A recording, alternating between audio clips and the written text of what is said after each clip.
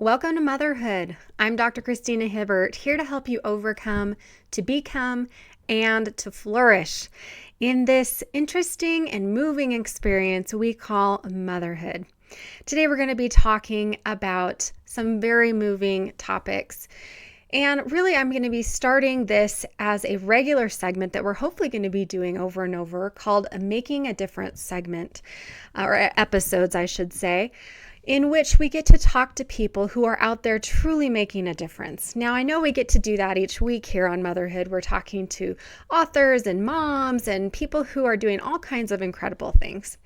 But today we're going to be talking about a very important cause and someone who has started an amazing foundation organization that's really getting out there and changing lives. And I love hearing these kinds of inspirational stories because they inspire and motivate me to want to do more, to serve and to contribute as well.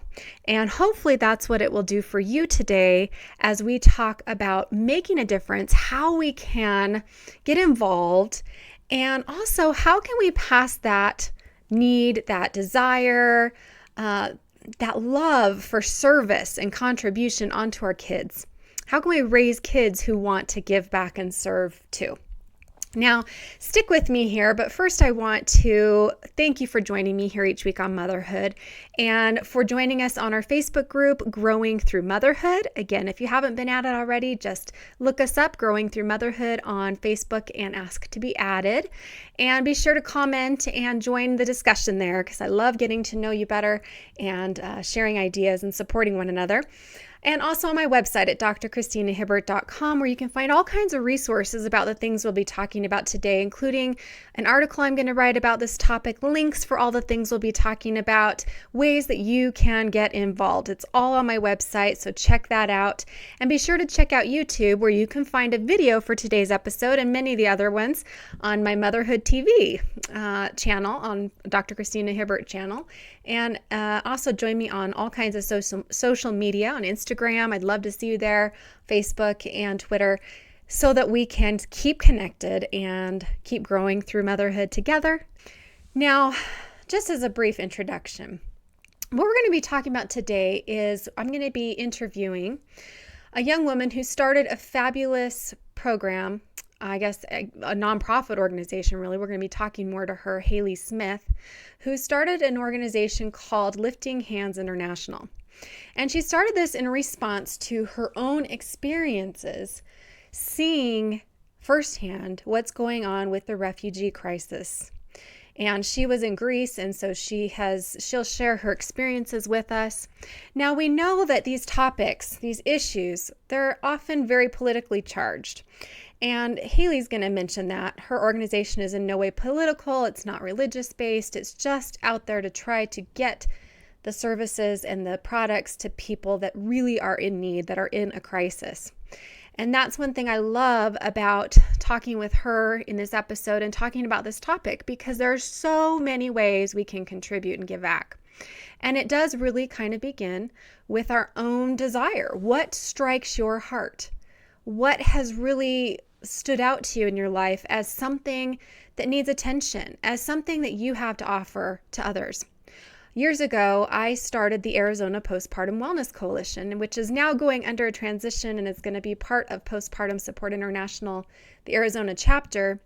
But I started it because I just felt that passion to help other mothers. I'd been through postpartum depression and I wanted to give back. We started a warm line where you can call and get support.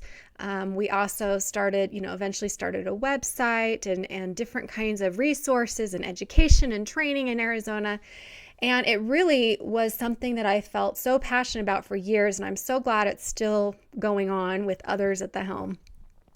And, as you'll hear from Haley, she's done the same thing. Now, it's really interesting because I want to share with you that a few months ago, actually just about a month and a half ago, the church that we belong to, the Church of Jesus Christ of Latter-day Saints, Haley is also a member of that, and they came out at the General Conference, which, there are, 15 million members in the world of our church, so it's a worldwide church. And at this big general conference, which is broadcast all throughout the world, the leaders of the church came forth and encouraged us to get involved and help refugees. Now, this was new to me and new to many who had been listening, because we might have heard about the refugee crisis, but we didn't really know how we could get involved or even understand the length of, or the breadth of the problem and what we could do. And as you'll hear from Haley, it's really interesting because she had just set up this foundation prior to this call for all of these women, especially, and members of the church to get involved and do our part, whatever we can do to help and serve.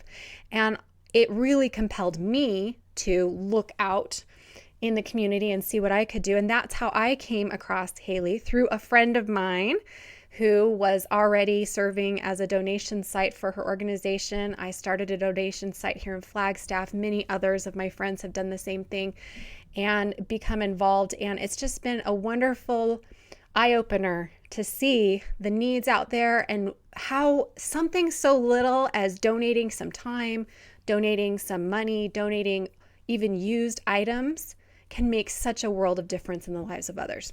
So I can't tell you how excited I am and how pleased I am to have Haley here to tell you her story and to tell you more about what's going on with the refugee crisis so that we can be informed, but also really to inspire you to want to give back, whether it's to the refugees or in another way. So I hope you'll listen today and keep your heart and mind open for any inspiration that you might personally receive on how you can make a difference.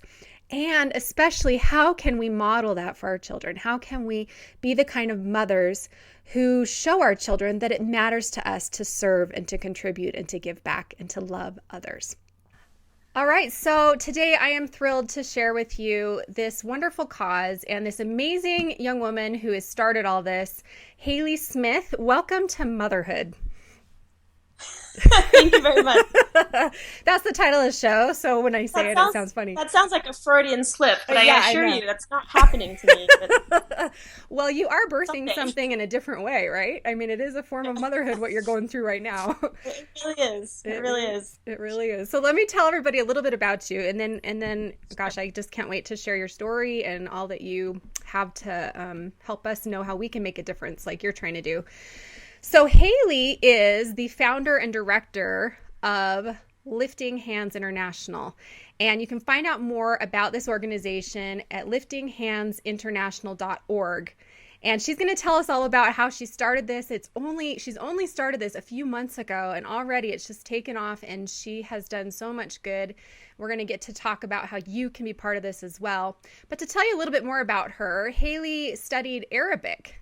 It was a minor of hers, and then she got a master's in Middle Eastern Studies from, was it the University of London? Yep. Yeah, okay, so you've kind of lived all over. She actually lived in several Arab countries in the past several years, and most recently taught high school Arabic in the Boston's public school systems. And then after that, she, some things changed there, and she moved back to Arizona where her family is, and this kind of started to evolve, this whole project of Lifting Hands International, right? So we'll have her tell you more about her story. But again, you can find out more about this nonprofit organization at liftinghandsinternational.org. So first of all, Haley, I thought maybe you could start by telling us a little bit about what you've seen as far as the plight of the refugees and these families and what they're going through, to show that, to help our listeners understand the kinds of things that prompted you to do what you've done. And then we'll talk a little bit more about what you have been able to do. Sound good?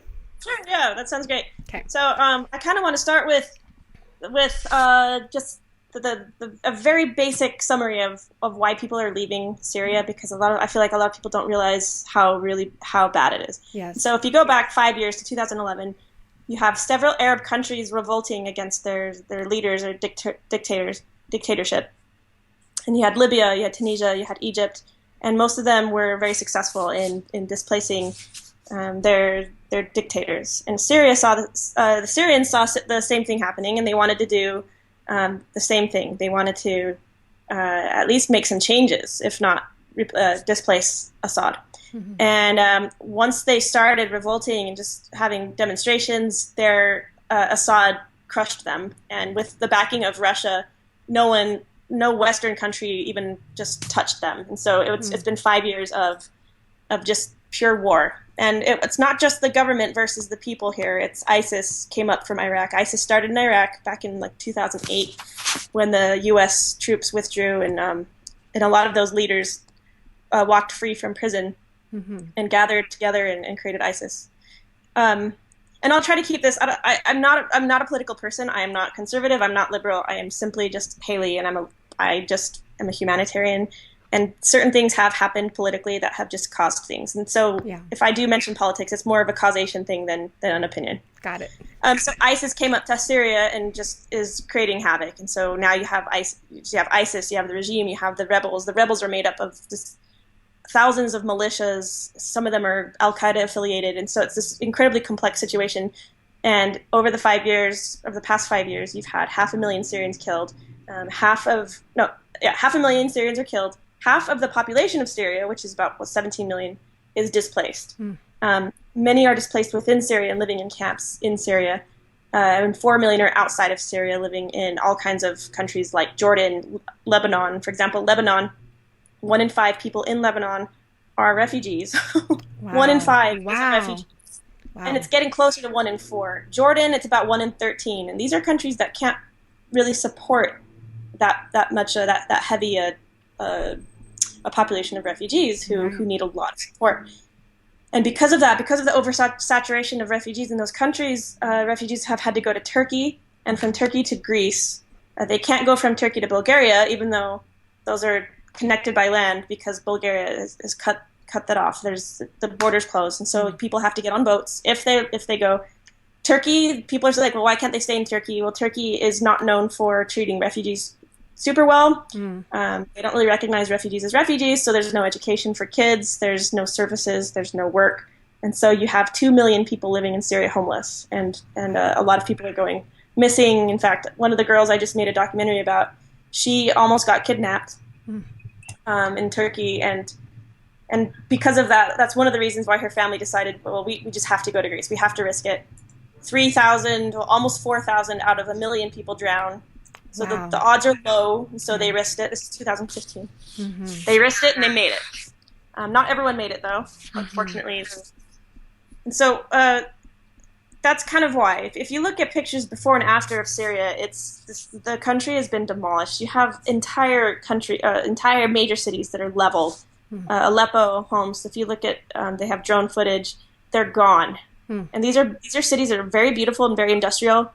In a way that they're very productive. Syrians are very educated and very hardworking, and so it wasn't like a poor country to start with. It was a very industrial country, and so that's one of the reasons why it's so tragic. And it's also not. I had someone say yesterday, "Isn't this a religious thing? Is it a religious war?" And that's one of the reasons why people don't get it. I'm like, it's not religious. It started out as a pro-democracy revolution that was just crushed. And now they have no choice but to leave. If you stay in Syria, especially if you're near Aleppo and if you're in certain parts, you're going to die unless you leave. And we've seen that time after time where you have people staying, you have doctors and people staying to help, and then hospitals will get bombed. And so these people are getting killed off very, very quickly. And so that is why people are leaving. And that's why people are leaving Turkey. And that's why people are taking boats and putting their children in boats and risking their lives and risking their families' lives to come to Europe. Wow. So what I saw in December, I went for 2 weeks in December, and I went to Lesbos, which is the big island. Well, it's little, but compared to all the other islands there, it's pretty big. It's right off Turkey. It's only about 14 miles away from Turkey. In fact, on a sunny day, you just look across, you can even see buildings from Turkey, in Turkey. Wow. It's really close. And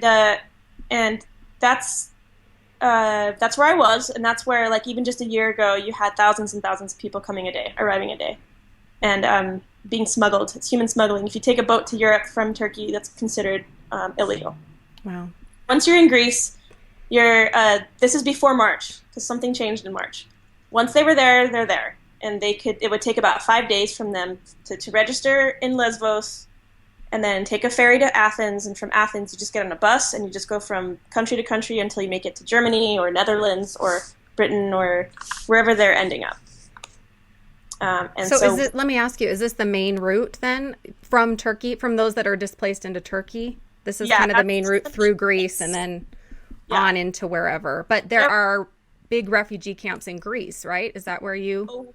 Oh yes. Yes. Okay. So a Oh, lot of yes. them are there, but waiting to go somewhere else, and they just haven't gone yet. But That some have. was the case. Okay, That that was was the the case. case. Okay. That's what's making running a nonprofit that is helping refugees in this situation very, very difficult because it changes Okay. very, very quickly. So, Gotcha. for Okay. example, when I was there at Christmas, you just have large amounts of people coming through, and they're there for a few days and then they move on. And so the needs were very different. Where it was just like we have to clothe people who have nothing, clothe thousands of people. We don't have enough clothes, and you have to feed all these people and register all these people. And it was really chaotic. It was really chaotic.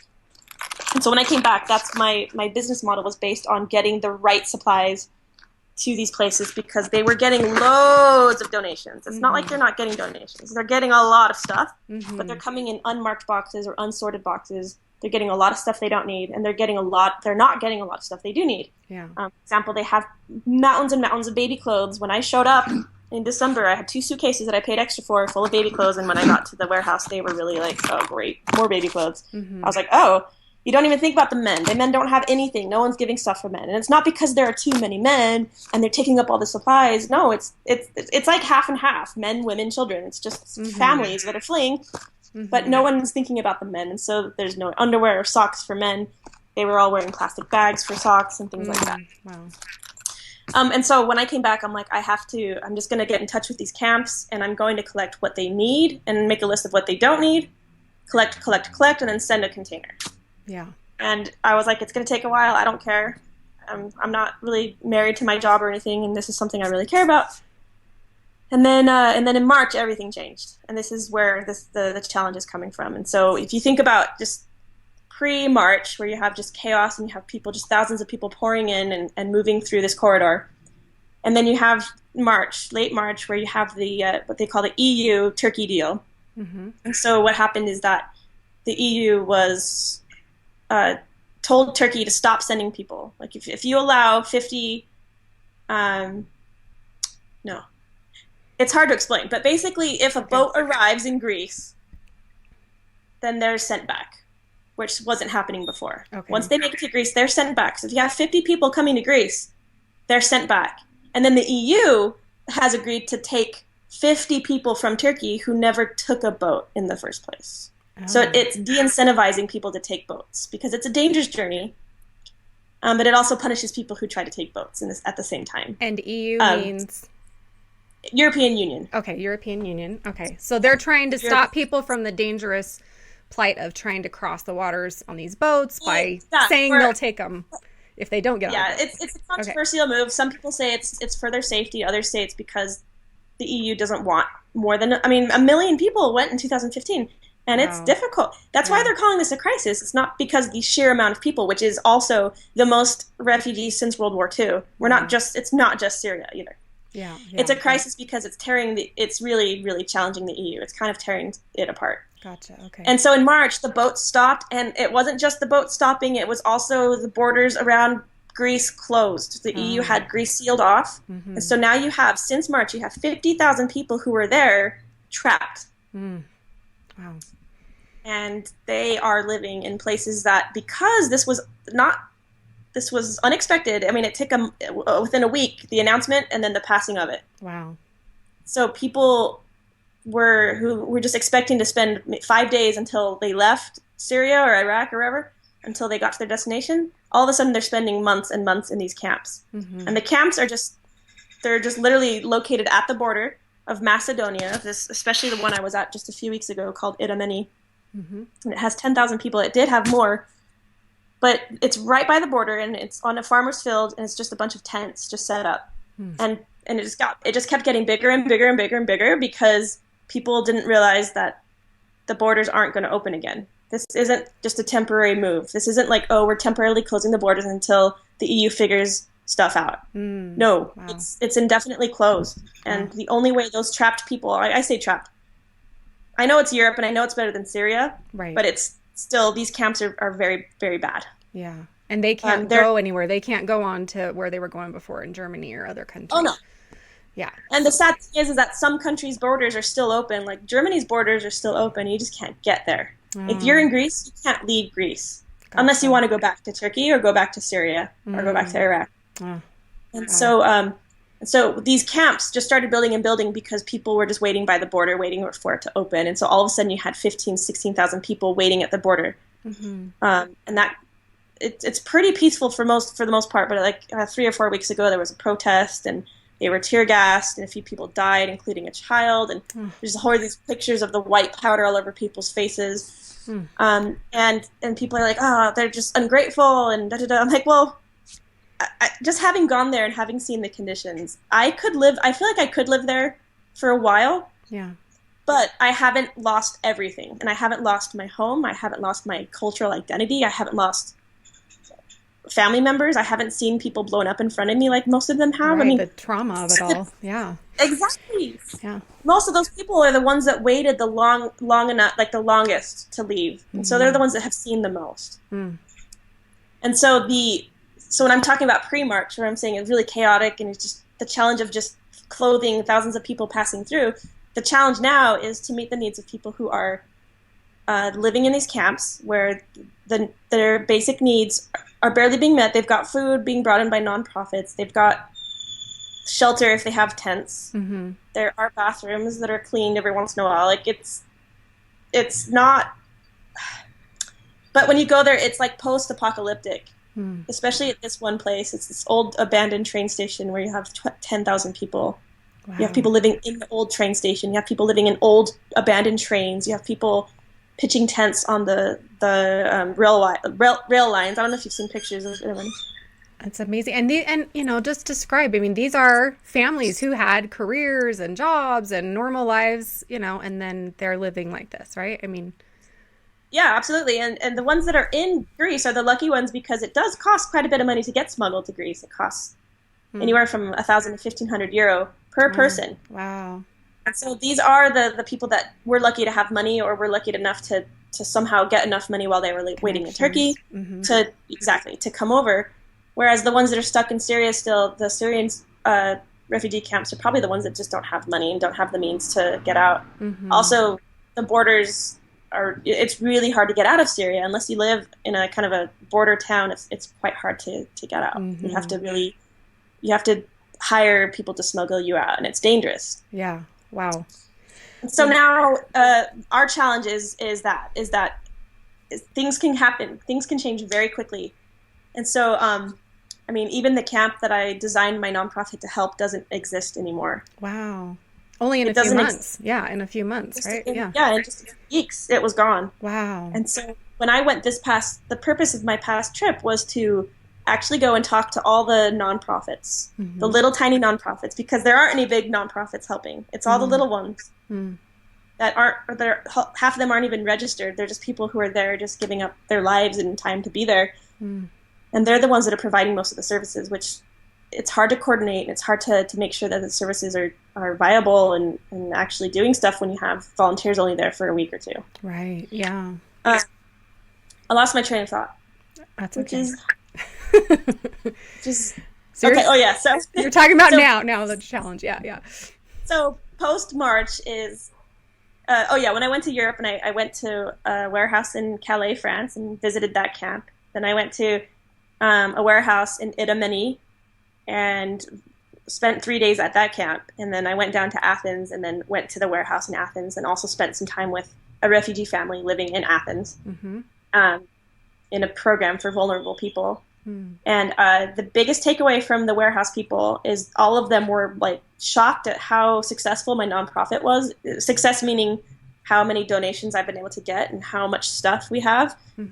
But they were all really disappointed at the fact that it takes 6 to 8 weeks from the time you ship it to get there. Yeah. And people are like, well, why don't you send it in an airplane? I'm like, because we don't have $200,000 to do that. Wow. Because it's that expensive. It's quite expensive sending stuff by ship. And yes, I think this business model could work, but if you're talking, if the refugee camps aren't moving and they're not going anywhere, and the policy is very like, this is how it's going to be for the next 5 years, it would be very sustainable. But at the moment, with the political climate in Europe as it is, the business model of collecting things and then sending it is not sustainable. And let me tell you why. It's the stuff we have in our warehouse here that's shipping out in 2 weeks is what they needed yesterday. Mm. And Yeah. there is absolutely no way, and they told me this many times, and there is no way to guarantee that we will need this stuff in 2 months. Mm. And so Mm-hmm. it's hard to be able to say, okay, this is what they need, guys. It's like, what do they need? Well, but they need this and this and this, but they may not need it in 2 months. Right. By They the need a time lot it of gets there. tents. Yeah. They need tons of tents in Idomeni because it rains so much that the waterproofing on a lot of these little tents is gone. We have like 200 tents. We have 200 tarps waiting to go, but who knows what's going to happen? And there are rumors flying around that Idomeni is going to be closed by the Greek government, which Wow. is a pattern we've seen.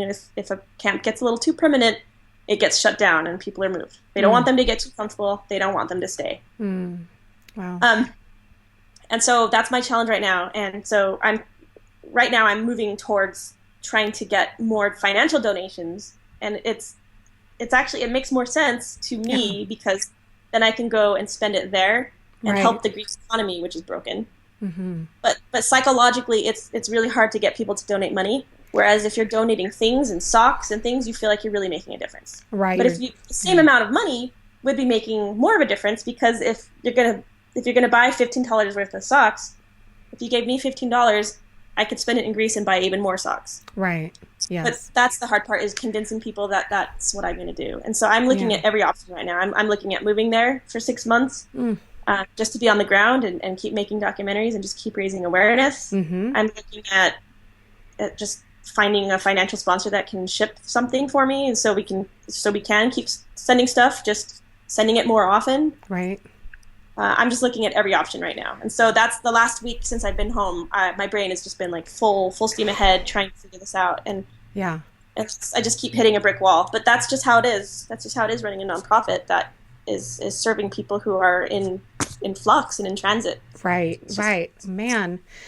Well, this is also fascinating. I mean, usually I talk a whole lot more, but I'm just sitting here listening to you riveted because I'm really grateful you started how you did, explaining to people the situation, because I do think a lot of us, we hear about refugees, but we don't necessarily understand what that looks like, what that really means, and who these people really are and what they really need.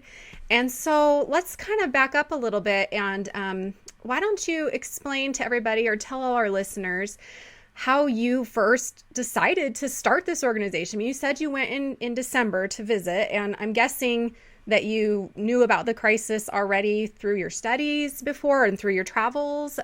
So explain a little bit about what prompted you to actually do something on this level of starting a nonprofit. well, I think the number one thing is that I felt very compelled, and I consider it motivation by my higher power. Yeah. Although I have to disclaimer, my nonprofit is not affiliated with any religion or any political party or anything. Right. I am a religious person, but I am also a very random person. I have done a lot of crazy things in my life, and just up and moving to Cairo, or just doing very unexpected things. And so when I said I'm going to go to Greece for Christmas, my family was like, okay, like this is not too new. But it was also one of those things where it just popped in my mind and it wouldn't leave, and I was like, I have to do this. Mm-hmm. And you went with that intent because you wanted to go there to see the refugee crisis, or you were going for some other reason? no, yeah, I was going to help the refugees. Okay. I just kept seeing things on Facebook, Yeah. just the desperate need, especially when I started really researching it. And this is back in September. The need for like Arabic speaking volunteers was extreme, because they were getting 7,000 people a day. Oh, wow. And just had no one. And Wow. the need was extreme in December, when they were just getting 1,000 people a day. And so I can't even imagine what it was like. Mm. But yeah, I remember just standing in my sister's kitchen. I was living with my sister for a few months when I first moved here, and just being like, I'm going to go. And it was mostly prompted by just seeing it a lot on the news, and seeing that one viral picture of that little boy, Aylan Kurdi, the little 3-year-old, drowned, washed up on the Turkish beach. That really hit me hard. Yeah. I actually felt a little embarrassed, because I knew there was a Syrian civil war. I knew about ISIS before the Syrian war even started. Like I feel like I'm on top of things like that. But with my move, and with being a teacher and just being so incredibly busy and stressed out, I just hadn't heard much about the refugee crisis. Right. And so when I went, it just became very all consuming. Mm-hmm. And it's just, and I just tell people, and I know this sounds really cheesy, but when I've lived in the Middle East, I have been treated so well, and people, and it's not because I'm an American woman or whatever. It's honestly because people there are so kind, and just I've been pseudo adopted by families. I go there and they have me come over every day and they feed me every day, and I try to do things for them, and it's impossible. They're just so kind and so hospitable, and so I felt like I owe them a lot. And so I'm just trying to show them that I care and that I'm trying to pay them back, even though it's impossible.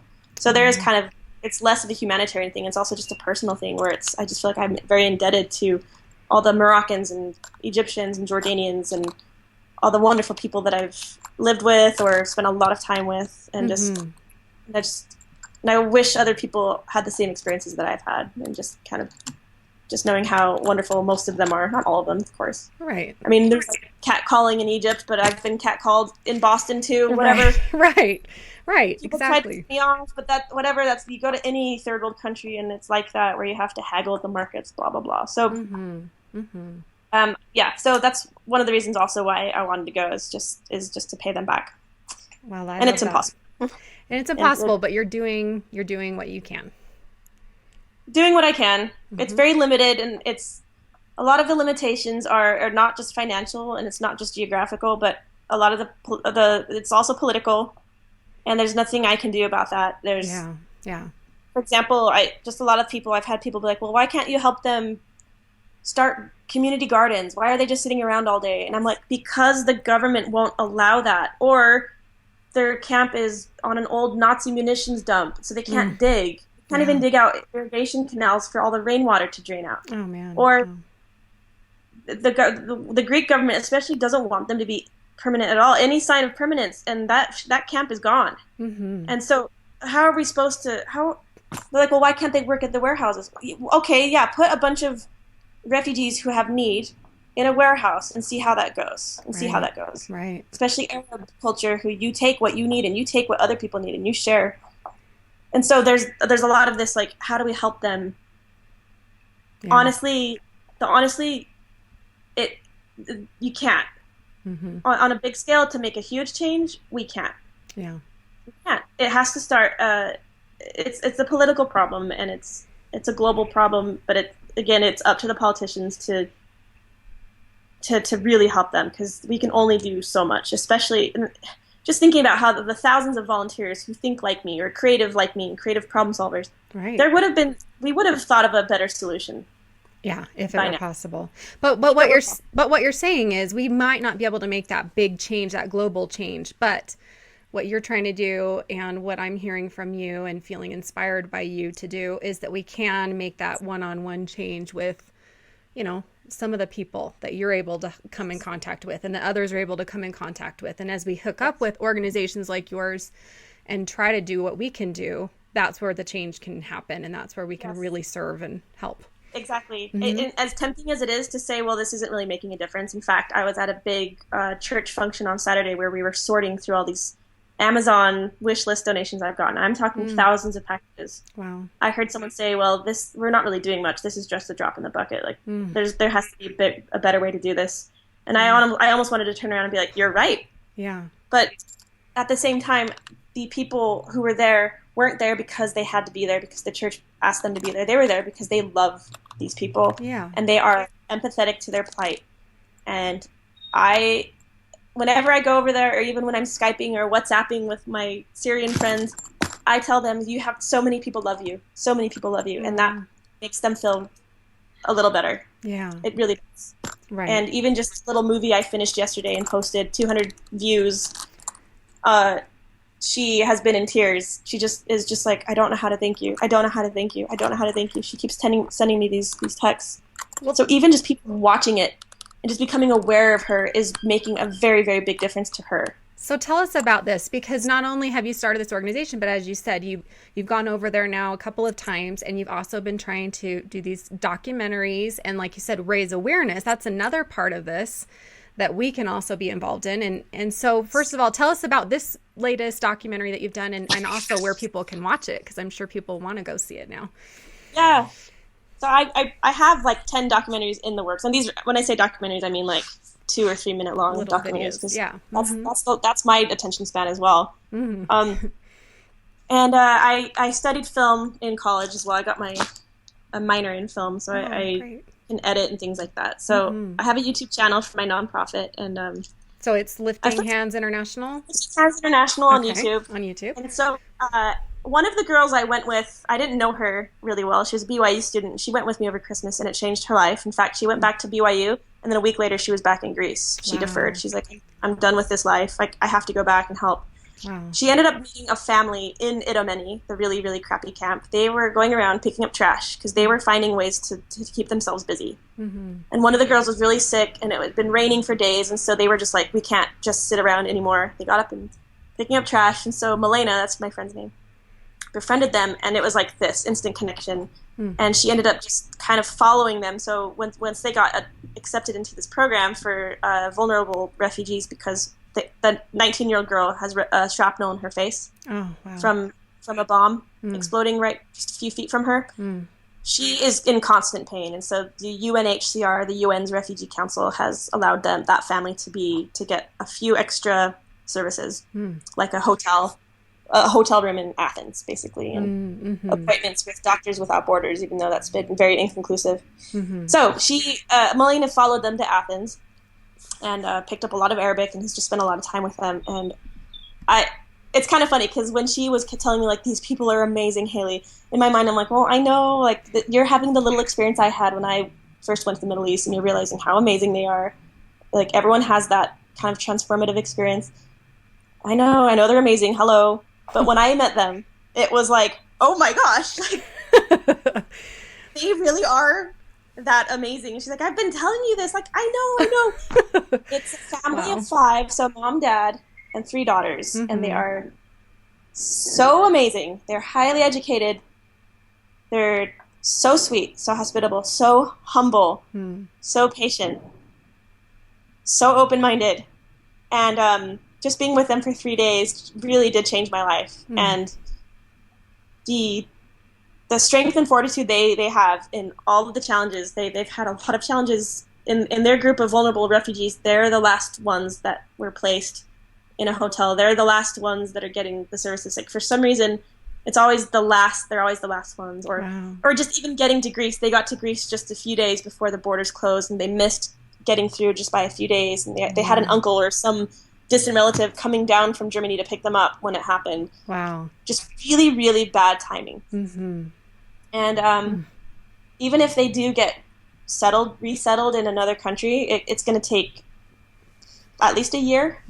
And they can't get medical help they need, and so they just have to wait. And if they get resettled somewhere like in Portugal, where they don't have the type of surgeon that can fix her face, then they have to wait and even longer, and then apply for asylum in the US or something, or at least apply for some sort of service where they can get that surgery. Wow. And that will take another 5 years or something.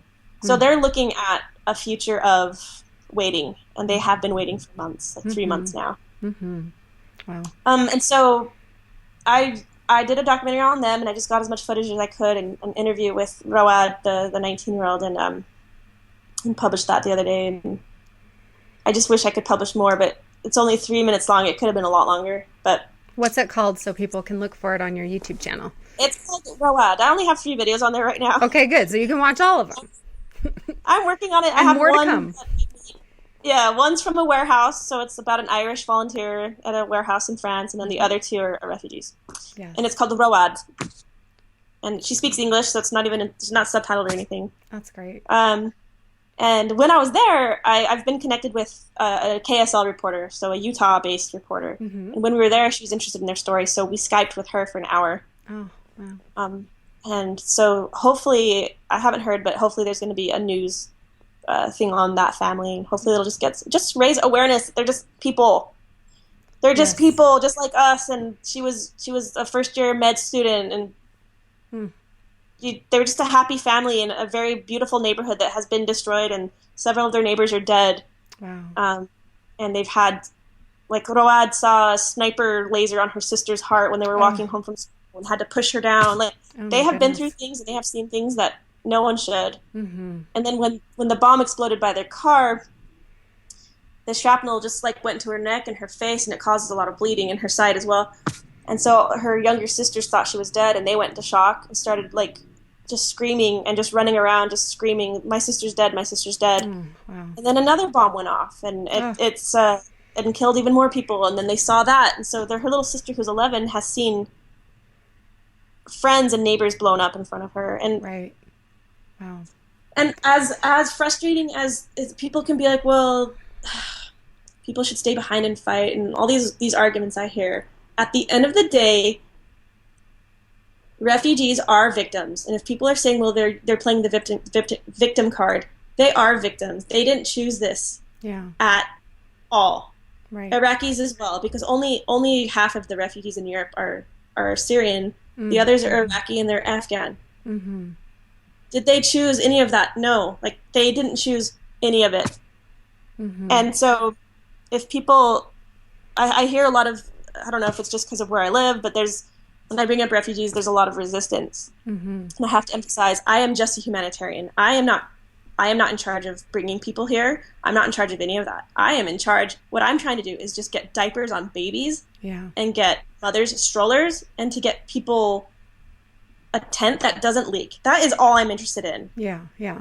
And so it's just fascinating to see some of our responses here in America. Yeah. And I'm just really glad I've been able to go and see everything for myself, and I can actually testify. I can tell people they are suffering. Mm-hmm. They are suffering from physical, emotional, all kinds of ailments, and to be in that stalemate and to have that trauma. You're so traumatized, as you know, you're a psychologist, right? Right. Mm-hmm. That traumatized, you can't go and you can't dwell in the past. Yeah. You can't. And so during my interviews, I had a lot of people be like, ask them about like who they are, who they were before the war. Mm. I would try. I tried, and it's like they couldn't go there. Yeah. They couldn't go there. And it was all about surviving. Like they just were, it almost sounded like they were all complaining. Every interview was kind of the same. Mm-hmm. They didn't know each other. But every interview was, we can't live like this. We can't live like this. Yeah. They're just coping. I have to say that's what stuck to me. And I don't know which video I saw, or maybe it was a post on Instagram and a story, but that trauma is what sticks out with me, especially because that's what I do as a psychologist, is just to go through all those things and then to be living in these circumstances and going through the re-traumatization by having to deal with these refugee camps and not having basic necessities. I mean, you're probably pretty much just you're in survival mode. That's it. You can't really, like you say, you can't think about the past or even the future too much because it's too painful. You don't know what that's going to hold. And, just to me, I think, gosh, how would you survive that and still find some kind of life to be living while you are, still going through all that kind of those reactions of grief and trauma and loss. And, there aren't resources like that. I'm guessing, there aren't like counselors there to help or talk to people, or like you said, there aren't even medical doctors for everybody that needs it. Right.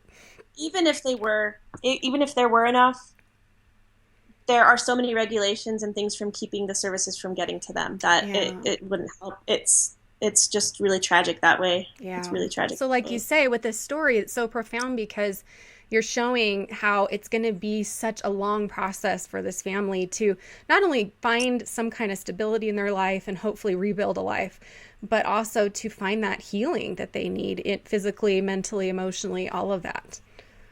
It's a long process, right?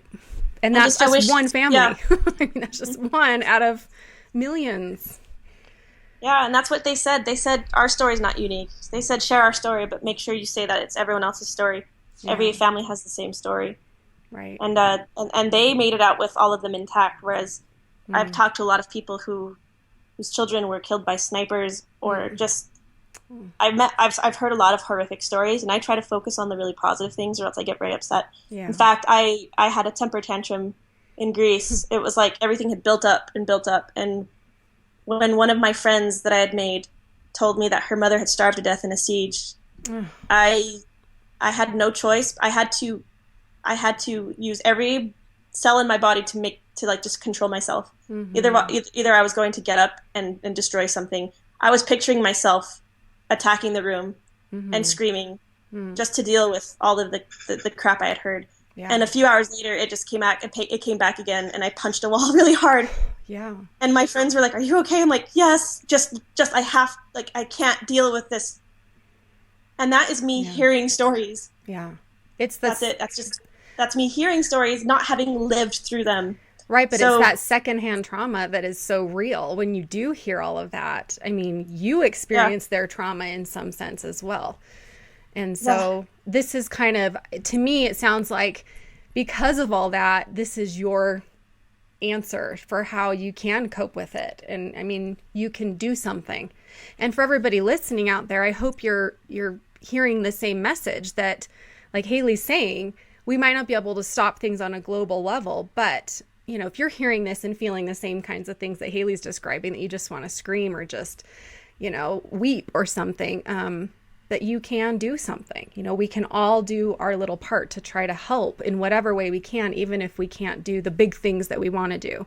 So let's kind of talk about what people can do, because you mentioned how it's changed and how the needs are changed and how you're really kind of focusing more on donations. And I really appreciated your point about a lot of us sometimes think, well, I don't want to just donate money because I'd rather do something. And I know we just did a drive here, and I just drove down some donations too from where I live in Flagstaff. And that's one thing that people said. It was so good to do something, to go out and buy something and put it. But you're right. It's such an ordeal. I mean, just getting it over there and how much money it must cost, I can't even imagine. So what are the biggest needs and how can people listening get involved with donations, but also in other ways? I would say, so what I would say is based on talking to dozens of nonprofits. So what I'm saying isn't like, this is what my organization needs. What I'm saying is this is collectively what organizations need over there. Great. And that's what my organization does. Is that I'm trying to be kind of a mouthpiece for them in America, because America is not involved. We're just not. Yeah. And it's like a sleeping giant that's starting to wake up. So the thing you can help with most is money, for sure. And that's not just to my organization, but it's to other organizations there as well. And I can give you links and stuff where you can put them on your website. Yes, There are a lot of organizations that do direct support and direct help with refugees. And if you give them money, then they can spend the money. I am also starting to do that. In fact, I am going back in July. I'm probably going to Lebanon as well, because the situation there is just as bad. And when camps say, like, we need this, or like, we need items, it means that they need them now. And it's really impossible to predict what they need, because they do get donations every week, but it differs in how many people send stuff. It's just like ebb and flow. So I try to keep up with them, but right now, like, they're desperate for mosquito repellent is their number one need, because they're living in like these tepid fields and they're getting eaten alive. Oh yeah. And they need sunscreen, because Levantine people are actually quite fair. They need strollers for women, for moms, and they need baby carriers. They need hats. Like, these are the things they need now. And sandals. They need a lot of sandals for men, women, and children. They need men's underwear that is not white. Especially this is coming directly from Calais, where most of the people there are men. Most of them are from Afghanistan, and they've had to leave their families behind. That's why it's all men. And they can't, if they don't get to shower ever, and so wearing white underwear for months at a time is not present. Gotcha. They want shoes, and they don't want just discarded shoes. Like, these people, I hate saying these people, but if you've been somewhere long enough, your dignity starts to get degraded a little. Yeah. Not by anything. It's just that's the way it is. And so what nonprofits are trying to do is just at least give them some sort of choice. Or if you're going to donate something nice, because it makes them feel human. They don't feel human right now, and just having been there, they're not living like humans, and it's really degrading on their personal dignity. And I'm not talking about pride. I'm just talking about, like, just keeping their spirits up. And so just if you're gonna give your old tennis shoes, if they're not that nice, don't give them. Also, so we are taking donations, because I am sending the shipment. It's going out no matter what. We're going to fill that container or not. And so we have room left. Please fill it. 3 more weeks. We have an Amazon wish list that has been the most popular option, because it is so stinking easy. We have a wish list. You just click, oh, they need this. Click. Men's spray deodorant. Click. So you can go, so they can find that through liftinghandsinternational.org. Yes. Click on Amazon wish list, go there, see what you need, and say, okay, I want to spend this much, and I'm going to buy these items, and they'll ship right to you, and then you ship them over. Right for me. It ships to my volunteer, who takes them, because it comes in 5 different shipments a day, like UPS, FedEx, and so someone has to be there. Yeah. So it actually goes to someone's house for now, and then we sort it and then take it to our warehouse. Yeah. Okay. And that's so easy, and I am going to keep that going. I am going to keep it going. Because we will get stuff there eventually. And it does take a long time. It takes a while to fill a container. Right. But it's still mostly going to be helpful when it gets there. Oh, yes. They need it still. Yes. Okay. But we've also added another option to the Amazon wishlist, and that's Amazon credit, where you can just buy credit, and then we can just purchase things. Like, for example, last week, I bought $5,000 worth of underwear, men's underwear, and that is going straight to France. And it's going to be there by Wednesday. And it only took a week. And it got shipped from America. But because I had the Amazon credit, I was able to do that. And just if I could read you the email that they sent, they are so, so grateful, because they're not, for some reason, because camps are led by, or being run by very small nonprofits, unless you're following them on Facebook or something, you don't know what they need. And so that while they're begging for men's underwear, they're begging for men's socks, people aren't hearing that. And so they're sending women's jackets and women's things. It's like, and so what we're able to do is just meet their needs right away. And then financial donations. I have a job. I have stocks. I have savings. I do not live off of any donations that are given to me. Right.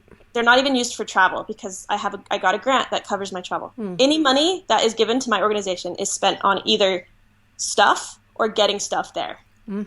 That's it. And this is a 501c3 nonprofit organization. Yes, everybody, remember that. That's right. Remember how I was like, this doesn't make sense? My family's like, what are you doing? The entire process of starting a nonprofit made 0 sense. All I knew is that I had to do it. Yeah. I had to do it. I felt like I was physically being pushed to do it. And when I finally got tax exempt, I got the letter in the mail, and I just cried in relief. And then a few days later, leaders of the Mormon Church got up and strongly urged Mormons to get involved. And all of a sudden, it was I had the system already in place that didn't make any sense. And even my boss was kind of like, huh, this is interesting. Refugees, huh? And if everyone was, when I was like, yeah, I run a nonprofit. Ah, okay. But all of a sudden, it's like, you're the one that runs this nonprofit. How can we help? Wow. And I have to tell you something really exciting. And that this is really, really exciting to me. In fact, all day today, I've been like berserk over it. And it's actually really, really hard to find refugees locally because their information is kept private by the organizations that resettle them. So I have been desperately trying to find, especially Arabic-speaking refugees, mostly just because I speak Arabic. Right. I've been desperately trying to find them, and I sort of know I know they're in Glendale. That's where they're resettled. I know there's some people, and I just haven't been able to find who they are until today. Wow. And how did that happen? I just know someone who has met them and knows where they live. Wow. And it wasn't breaking any rules or anything, but all of a sudden, but we don't have their phone numbers, and so tomorrow I'm going to go, and I'm going to knock on their doors. Tomorrow afternoon I'm going to go and meet them. I'm just going to say, marhaban, اسمي حيلي, أنا أمريكية, أنا بدي أساعدك. Like, I want to help you, I'm Haley. I love it. And it's 4 families, and I know I'm going to meet tons through them. Yeah. And I already have, someone sent me 4 Arabic English dictionaries. Wow. I don't know who it was. 4 families. I have 4 dictionaries. I'm going to give them each a dictionary. And I am going to ask you, what do you need? How can I help you? And I've got thousands of people waiting to help. Yes. And so so all of a sudden I was kind of despairing, like, how am I going to help all the refugees in Greece when they're here? And I knew they were here, but I couldn't find them. Right. So, and that's exciting for everybody else, too, that wants to help those in their community. So you're starting in Arizona where you live, but others can do the same, kind of try to find them or find the local organization wherever you live that might be resettling families in your area and just try to reach out to them or see what you can do to help. That's amazing. If they're Arab, and I'm very biased, but mostly that's where I've traveled most. That's yeah. I speak. They are the nicest people. No.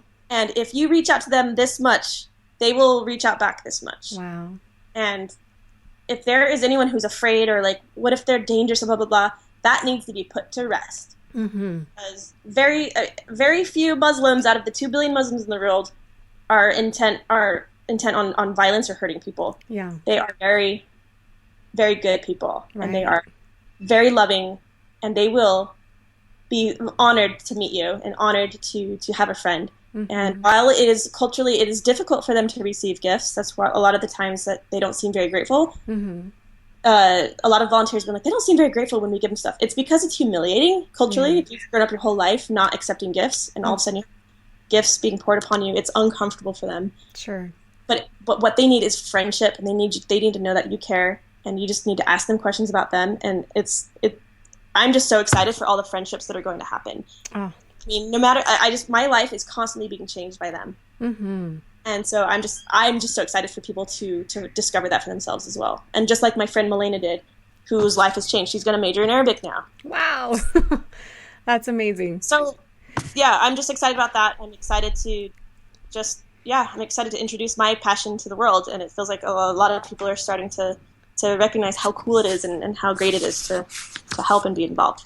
Well, So. it is. And what I love, well, I mean, there's many things I love, but one of the things I love is just that, like you say, you don't know until you see for yourself. And because you saw for yourself, you felt this calling really to go and do this. And then, you felt led and guided. And then, like you say, then this announcement in the LDS church came out, which, I'm LDS as well. And here you were already set up to help people. And so you really were inspired to act and to do something. And I know that everybody listening, we've all had those times where you've seen something and you see that it's an injustice, you see that there's a need and you want to do something. And when we act on those impressions, we just had a show a couple weeks ago on following our intuition and acting on that. And, when we have that inspiration, that intuition, and we act on it, we can really make a difference and do incredible things. And like you say, there's many different ways to help. So, Haley's not just saying you can only send me, send her organization, because it's not for her, money, but you can do that. And that can make a great difference for some families. It makes a huge difference. Yeah. It makes a huge difference. Oh, I can't even emphasize. I just wish I could just tell people in person, each person, like, how much it would make a difference. But yes. And so if you can do that, then do it. Go to liftinghandsinternational.org, donate, start a donation collection in your area if you want. And that can happen too. There's different collection sites, not only in Arizona, but in some different areas as well too so far. Yeah. Utah, and you can start them wherever you want. You can become part of that as well that way. You can donate online. You can go to the Amazon wish list and donate. And then also what Haley's saying is, you can reach out to those in your community and be their friend. I mean, goodness, we all need a friend. All need a friend. It will benefit you more than it benefits them, I promise. Oh, that's absolutely. That's my biggest takeaway in my experience with the Arab world and Arab culture. It's just life-changing. It's grateful, wonderful people. So. Well, and I want to add in here, because we are talking with moms, that this is a great thing to do with our children as well, and I know that even here when we were doing the donations, I saw many moms coming with their kids, and they had taken them to go purchase the items, or they've been looking through their house to find items that were good to donate with their kids, and helping their kids to understand. And even in my own home, it's been a great opportunity to talk with my children about this and, to show them what's really going on and help them feel more grateful for what they have, but also show them how they can make a difference too, that we can be that example. And, did you always have this kind of bone in your body that you wanted to give back like this? Or, were you raised in a way that you thought this was important? Or No, well, my parents are very open-minded people. My dad was in the Army, so they lived in Panama, and they've traveled a lot. But I think a lot of it is I grew up in El Paso. I could see Mexico from my front door, and just when you drive on I-10 or no I-15, when you drive through El Paso, you can see poverty. Wow. And my parents were very involved. They didn't see the Mexican members of the church they didn't see them as inhuman or poor. I just grew up knowing that they were my brothers and sisters, and we were lucky and they weren't, and that it's not fair, and we can do what we can, and that they are human. And so I just feel like I grew up just with a very human, like everyone's human. My faith is very based on the fact that God loves everyone. I feel like I've been lucky, and there's in no way am I better or anything like that. I don't even touch things like white privilege or anything like that. Like for me, this is just, I was just lucky. And I feel like my parents really made a difference. And I feel like just me doing this has actually opened everyone's mind. Like family has all been like, whoa, this our little free spirit, the littlest sister in the family, the little free spirit really making a difference, and it's really cool. And your family's been very involved as well with you. Yeah, very. They've all been kind of like, okay, Haley, you do what you do. We've always been sort of like supportive of what you do. You're moving to Egypt, okay? You're moving to Jordan, whatever. Like all the things I've done. You're starting a nonprofit. Good luck with that. But we will support you. Wow, it's great. They've just jumped right on board. I love it. So it goes both ways. So I love that because, everybody listening as mothers, we can be that example too. So even if your kids are young or they're not, or they're teenagers and they're thinking they're not interested or whatever, when we start to reach out to others, when we start to befriend and love and help and care about and get to know, I love your point about getting to know other people, because that's how I feel as a psychologist too, is, I know a lot of people I've worked with that other people might dismiss because they have a mental illness or because they have this thing in their life or they're different or whatever. But when you start to know their stories, when you really get to know them, you love them and you open your heart and you start to see how you can love everybody. And, there's always something you have to offer, and that's love and friendship. And when we do that, we can also model that for our children and help them to learn to want to do the same. Yeah. I just really urge people to look past the politics. This is a very political thing. Right. The war is political. The crisis, a lot of it's political. But when it comes down to it, at the end of the day, it is millions of people who have no choice but to leave.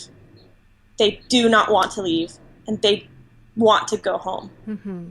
They don't want free handouts. They don't want to be doing what they're doing. Right. And they are suffering. And so I just urge people to kind of just look at the humanitarian side of it. I know some people will say you can't separate the two, but you can. Yeah. You can. Right. Yeah. You can. That's beautiful. So, I love that. That's a great way for us to wrap up, to forget the politics and, all of that kind of stuff. That's something else. We're talking about people here. Yeah. And just millions of innocent people that are in dire need. It is truly a crisis, and we can each combine our efforts to make a difference. Yeah. Yes. Okay. And everybody, again, I want you to go check out the website. It's very simple, liftinghandsinternational.org. It says right on there, we're not political or religious. We're just here to get things to the people that need them, right? And it says 3 ways that you can help, and it's very simple, easy to get involved right away and then start telling people that you know about this and help them to get involved. And like I said, teach your children, and you can go to Haley's Lifting Hands International YouTube channel, watch some of those videos and see how they move you and how they impact you. You can take her word for it or my word for it, but you can also go and watch for yourself and see what it does for you. Right? Thank you so much for being here, Haley. I'm just it was my pleasure. So impressed and inspired by what you're doing, and I hope that I can do more to help your cause. I think it's really important. This is great. This is really helpful. I really appreciate your interest and your publicity. My pleasure.